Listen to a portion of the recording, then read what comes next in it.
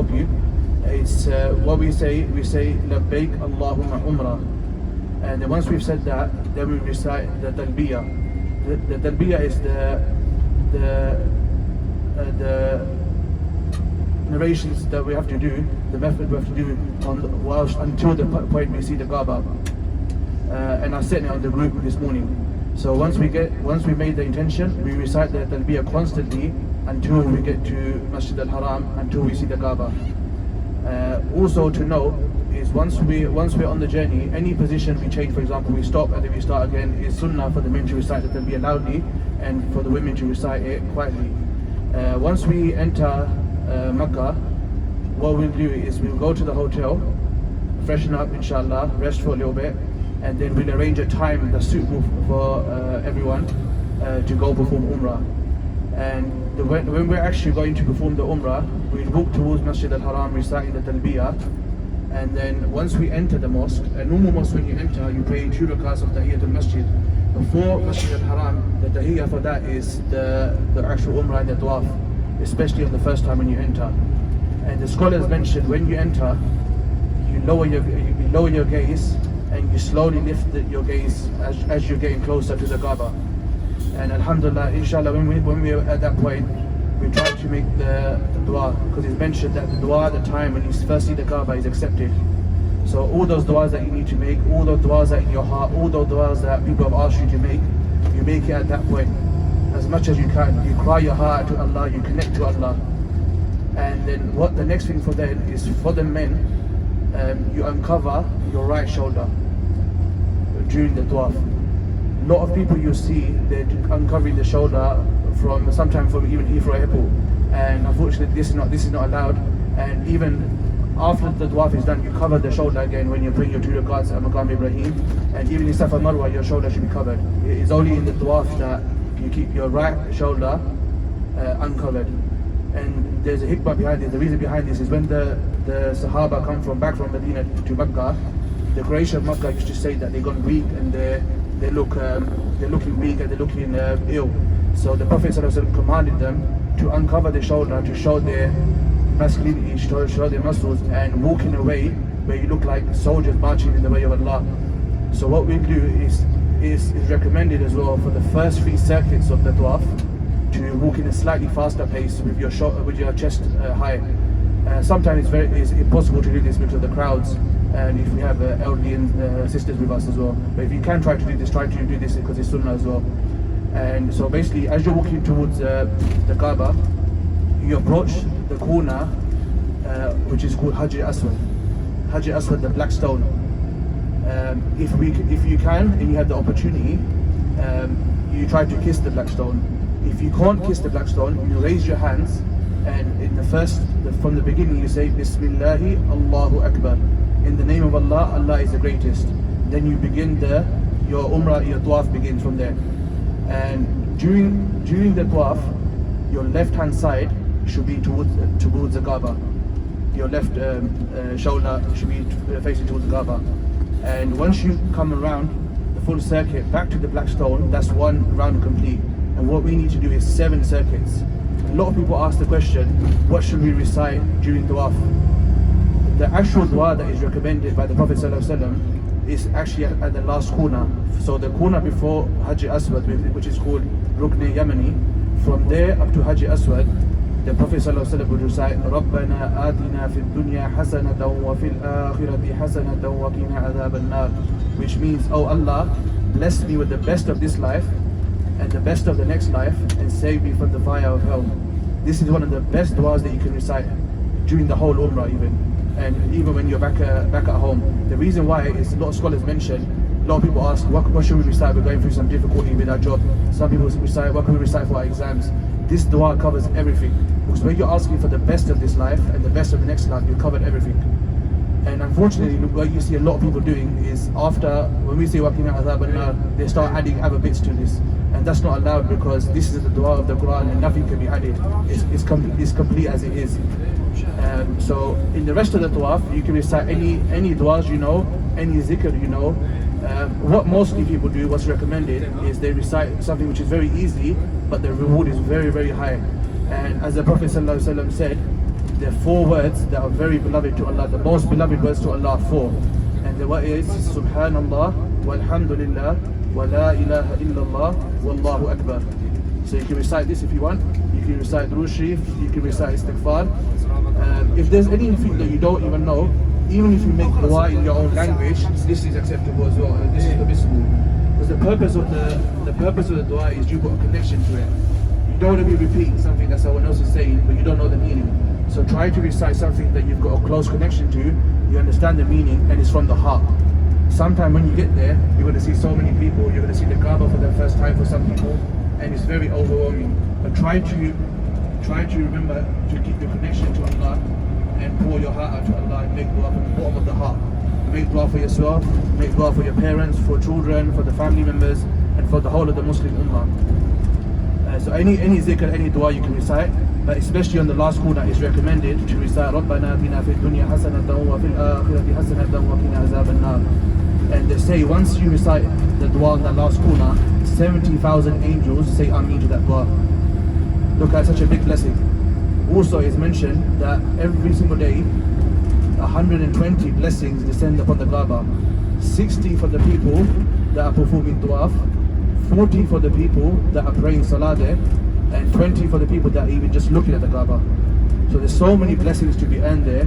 So every single second is a blessed second we shouldn't take for granted. Especially as we're visitors, we're only here for a few days, few moments. Try to make the most of your time whilst you're in Makkah. So once you've completed the 7 circuits, on each circuit you stop. You don't stop at Hajar Aswad. You just point your hand towards it and you say Allahu Akbar. Some people kiss their hand and they point it. That's not allowed.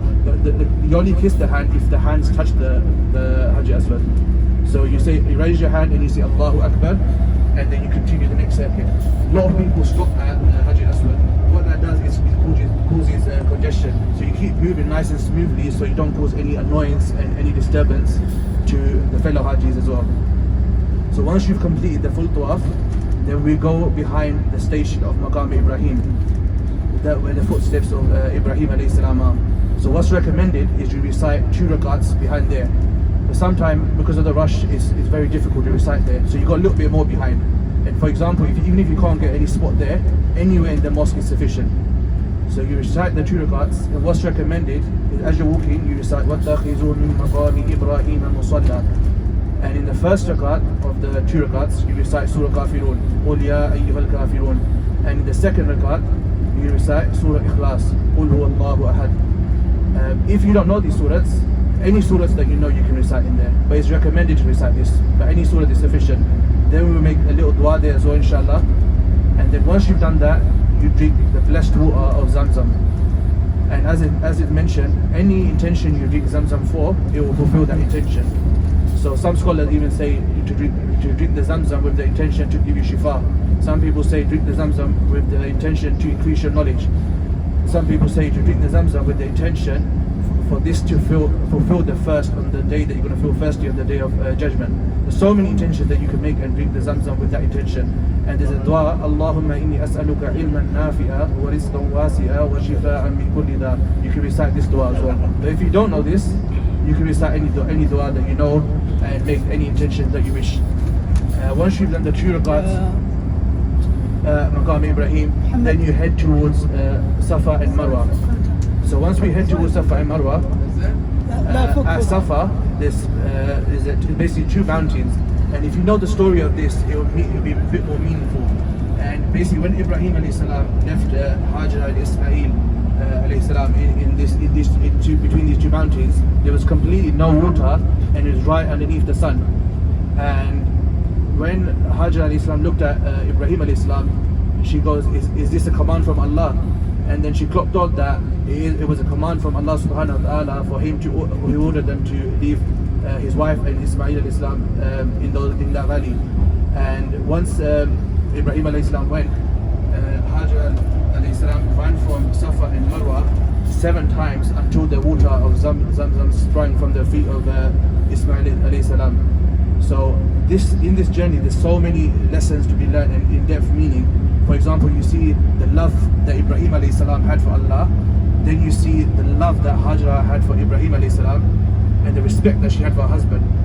And then you see the love that Hajar alayhi salam had for Ismail alayhi salam as well, because a mother's love for her child, the way she's running back and forth.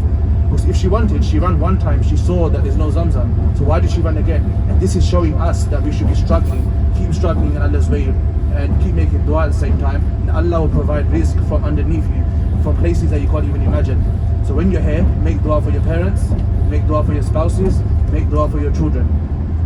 So when you head on Safa, you face towards the Qibla and you recite the verses إن الصفا والمروة من شعائر الله فمن حج البيت واعتمر فلا جناح عليه أن يتطوف بهما ومن تطوع خيرا فإن الله شاكر عليم.